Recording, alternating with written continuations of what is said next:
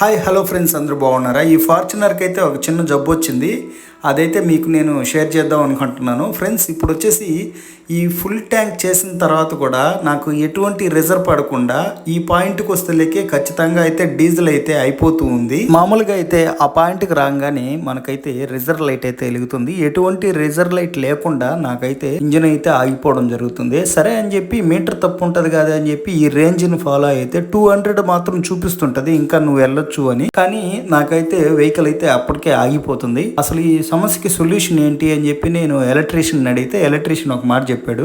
ఇది metre problem అని ఖచ్చితంగా అయితే చెప్పాడు. ప్రాబ్లం ఉంటుంది, నా దగ్గరికి తీసుకొని రండి అంటే ఈ షాప్కి అయితే నేను నెల్లూరులో తీసుకెళ్ళాను. ఇది బార్కాస్ సెంటర్ దగ్గర ఉంటుంది ఈ షాపు. ఈ షాప్ తీసుకెళ్ళిన తర్వాత మీటర్ అయితే ఇప్పిన తర్వాత దాన్ని రిపేర్ అయితే చేస్తానని చెప్పాడు.